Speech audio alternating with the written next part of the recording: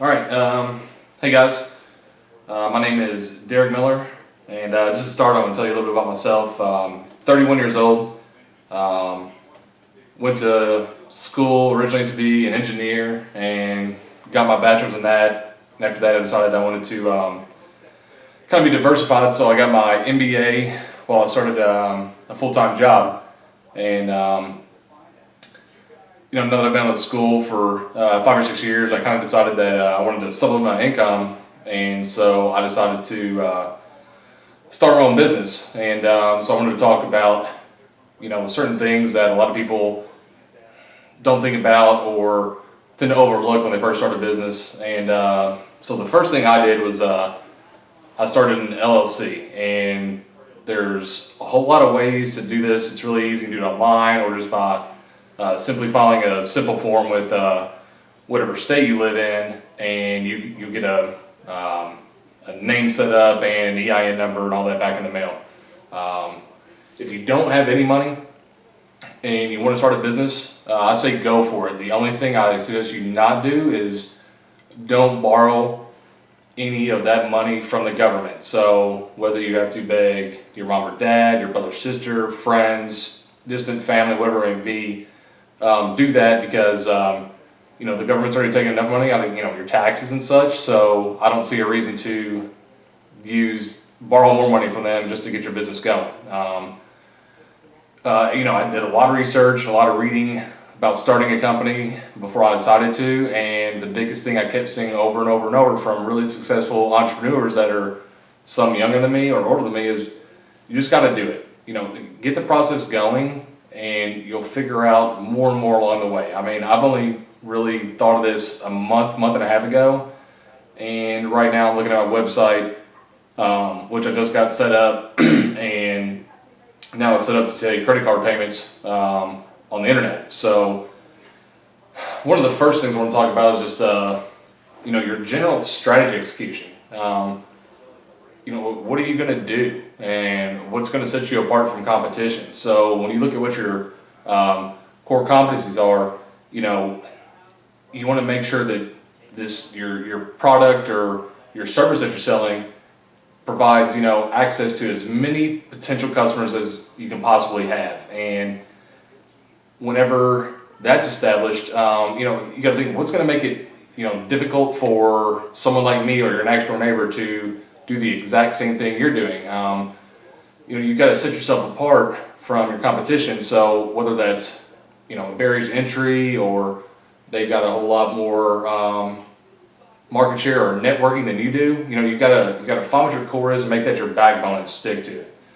And then that also leads into, like I said, your competitive advantage. So is your advantage that your prices are 50% of what your competitors make them for, and it's still the same quality, or not? So you have to define that early and often, and make sure you keep repeating that and pound it into your customer's head.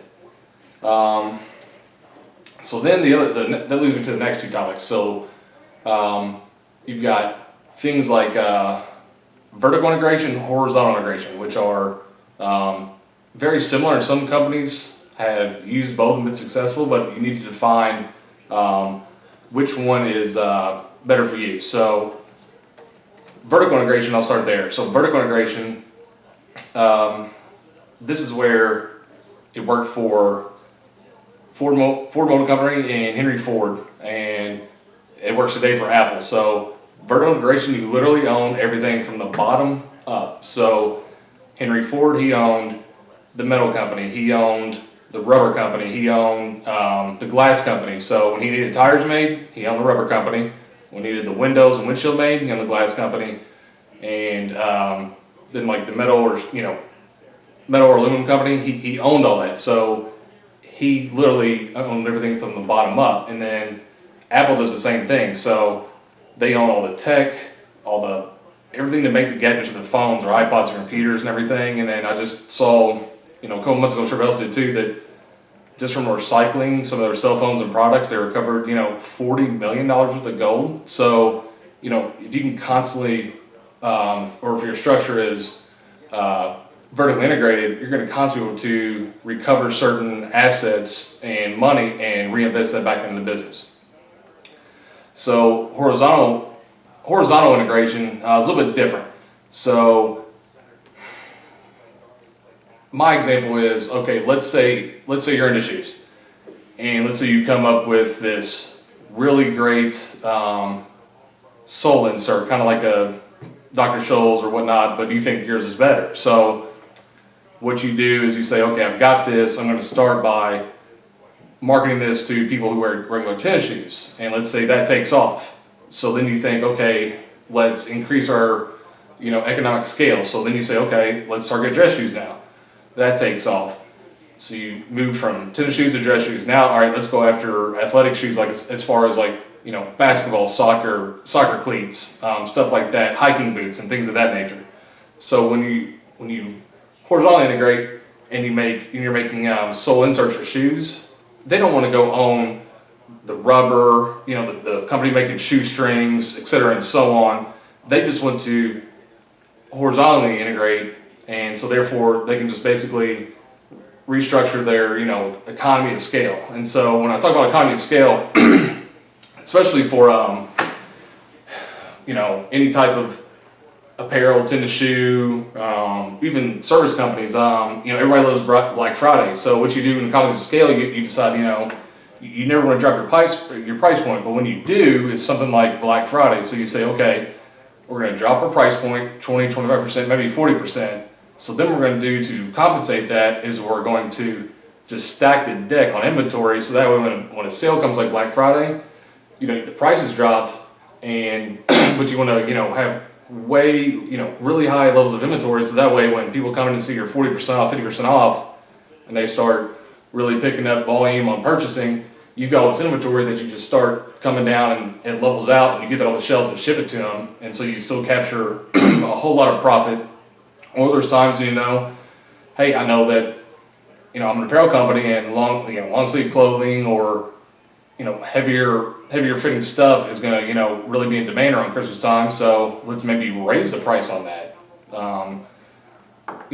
You can change so many things based on the different economies, and also you look at things that are and aren't recession proof, and that you have to keep that in mind, that there's no perfect answer or no blueprint to having a perfect business model. I just think it's important to the few things I went over to keep those in mind. So just to kind of recap, first thing is just get started. Have an idea and just get started, and once you get everything set in stone as far as your paperwork and everything you need from a legal perspective, then go from there, and you'll learn, you'll make some mistakes, and then as soon as you get going, like I can't believe how much I've learned to do just in the past month and a half that I had no idea was so easy. And so much of the stuff is free. The information is free.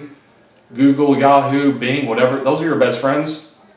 And talk to business owners, ask for information, because a lot of these guys, have no problem giving it to you. Like, I see no reason to sit there and hoard information because it's free. That's how I got it, so why not share it? Know what your core competency is, what your backbone is, the things you don't want to just sell out and give up just because it creates more of a profit or something like that. And my biggest thing is, you can change the world around you with your fingertips. Like my I guess whatever you could call it, my mission statement, so to speak. I live in Louisville, Kentucky. So my first goal is to get everybody in the city of Louisville to know my name. My second goal is to help those people with whatever it may be, whether it's just a simple phone call or just meeting them and making them have a good day. And then third is to have them believe in my business and eventually acquire revenue or currency from those people. So just think positive, read, do your research, take care of yourself, stay mentally and physically healthy, and go from there. And like I said, you can change the world around you with your fingertips. So appreciate you guys listening. It's about 5 o'clock on Friday afternoon, and I've worked all week and had a busy week, so I'm ready to enjoy the weekend. Hope you guys do the same. I appreciate it.